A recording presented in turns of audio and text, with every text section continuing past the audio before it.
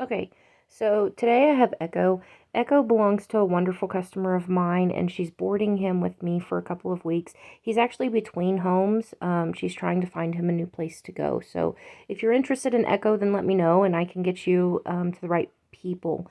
But today's video is about introducing him to a prong collar. So he pulls very hard on the leash, and he's never really paying attention to me. So he's very distracted in everything that we do.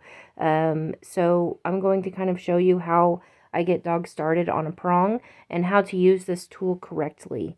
So one thing that Echo does is every time that he stops with pressure on his collar.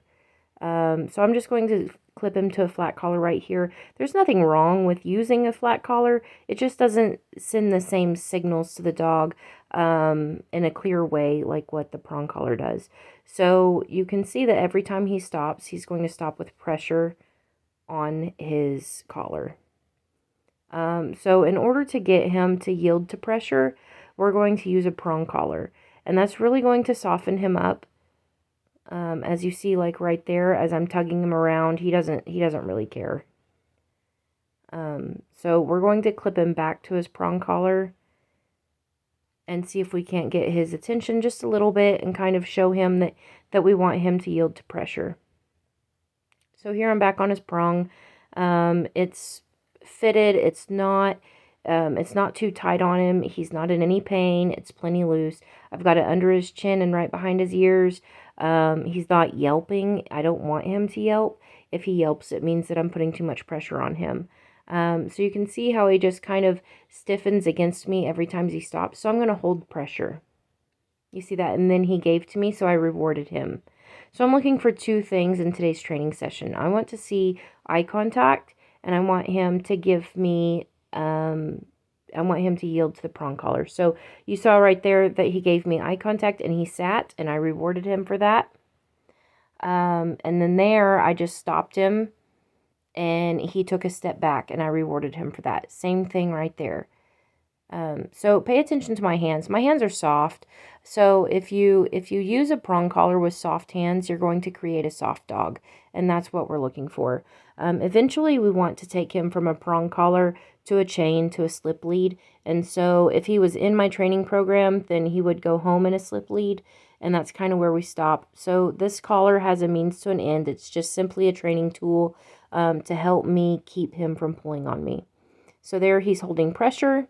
There's a cat that's fixing to walk into the picture. He barks. I correct him a couple of times. And then I'm going to redirect him. I pet him and then I redirect him. I don't know if he really wanted the cat or if he just wanted to play with the cat. But either way, I decided I should probably protect the cat. And you see that I have Kip running around here. She is great for distractions. She's always into something. So she'll come close and then she'll go far away and kind of grab his attention. I don't ever train in a distraction-free zone. We always have distractions out and about. So I really feel like there's not very many places that he's going to go where there won't be distractions present. So I want him to know how to deal with those. So I just want him to take a step to the side. There he went a little bit closer to me. So I pet him and then I continue on. And I'm really going to do this for 2 or 3 training sessions that are about 5 to 7 minutes apiece.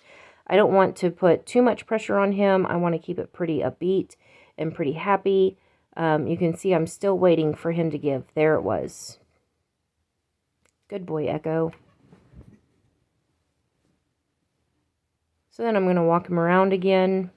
But anyways, Echo belongs to a wonderful customer of mine, and he needed a new home, and she went and picked him up, and then she didn't really have a place for him because her dog is really old and grumpy, and she didn't think that he would like having Echo. So he's been boarding with me for a couple of weeks, and he's really a very intelligent dog. If someone's interested in him, then I can get you her contact information. And he would be a great candidate for my program because he just has so much potential. I think he's about 18 months old. A really good mind, very smart. So that wasn't exactly what I was looking for, but he was still looking for, like, he was still trying to figure it out. So I went ahead and released and petted him for that too. So something very important to note is that if I was to hold pressure through his release, so whenever he backed up there, if I was to continue to hold pressure, then he would just pull again. So the way that you use this collar with your hands is very important. I want to give him every benefit of the doubt, and I want to make this a really successful training session, and set him up to where he's successful. But anyways, I hope this helps, and if you guys need any help, then just reach out to me and we can discuss it a little bit more. Thank you.